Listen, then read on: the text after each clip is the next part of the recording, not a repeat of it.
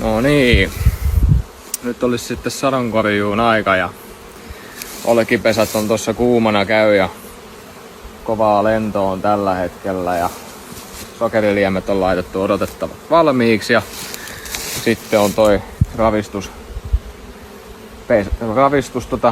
kori tossa ja kiinnitetään liinoilla siihen ja sitten ravistetaan ja oikein niin kuin semmosen vanhan säännön mukaan niin 30 kertaa pitäisi sitten niin ravistella, että ne suurin osa mehiläisistä saadaan pois ja loput todennäköisesti joudutaan vähän harjaamaan, että katsotaan, että kuinka tässä käy, että semmonen homma, mutta ei mitään, aletaan tekee hommia.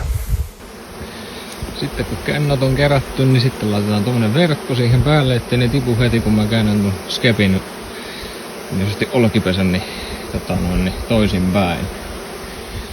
Siellä osa porukasta jo odottelee kovasti pääsyä, niin ei siinä mitään. Mutta tässä on vähän huono homma, kun tää saavi tuli vähän niinku täyteen nyt jo tästä niinku kennoista, että ne täytyy varmaan välillä käydä vähän tyhjentämässä sitä. Oi, ja sama homma tässä näin, elikkä toi ravistelu, niin kokeilin sitä silloin tuossa ensimmäisessä pätkässä, niin ei ne kaikki tullut sieltä sillä hyvin, että kyllä siinä niinku tykyä on, mutta toi on hyvä, että laittaa ton korin tollain toisinpäin ja sitten taputtelee tai niinku rummuttaa tähän kylkeen, niin mehiläiset nousee tänne ylempään koriin ja jättää nuo kennot rauhaa. Mä pystyn ne sitten leikkaamaan siitä. No niin, ja tossa niin kuin näet, niin osa on siirtynyt ja sitten loput on seinillä tossa noin, niin nyt mä pystyn leikkaamaan nuo kennot, niin en häiritse niitä siinä leikkuun aikana niin pahasti sitten, ettei niitä tässä tän homman aikana sitten liikaa, niin tuohon ne kertyy tuohon seinälle. Ja aivan järkyttävä määrä hunajaa olkipesässä, että tää painoi yli 25 kiloa. Kennot pelkkää täynnä hunajaa. Toi saavi on täynnä.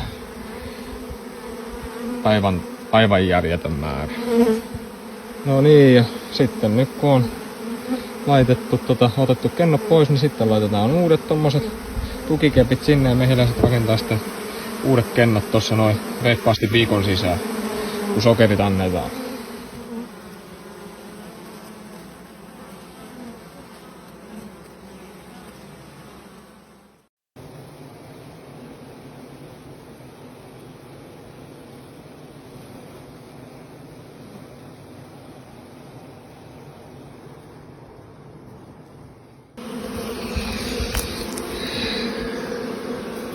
Siinä rupeaa olemaan nyt aika lailla niinku porukka hyvin kasassa ja tehdään katsotaan, että saadaanko leikattua kuhnurikennoja tosta pesästä pois. Hyvin on rakennettu ja parveilu haluaa esiintyä, että on kuningatar noita emokuppeja tehty jo, että rupeaa käymään ahtaaksi pesä.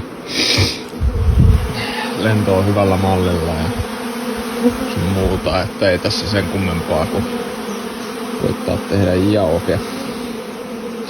Tehdään lentoparvisysteemillä kyseinen toiminta. Sama homma tässäkin, eli täällä on nuoria toukkia ja sitten tuossa on kuhnurikakkuja tai kuhnurikennostoa, että siihen on tulossa sitten kuhnureita, mutta mehiläiset kun heillä ei ole emoa, niin ne muokkaavat hyvinkin äkkiä tuosta toukasta sitten hätäemon. Ja tästä on nyt poistettu 3 toiselta puolelta olevaa kuhnuvikennostoa ja siitä sitten lähtee eteenpäin. Et tossa on nyt toi tyhjä pesä, mihinkä lentää kenttämehiläiset. Et sillä vissiin.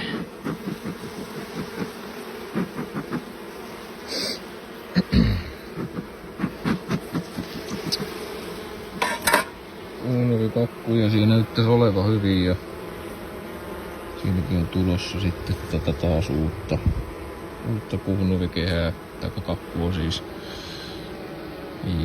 Ja.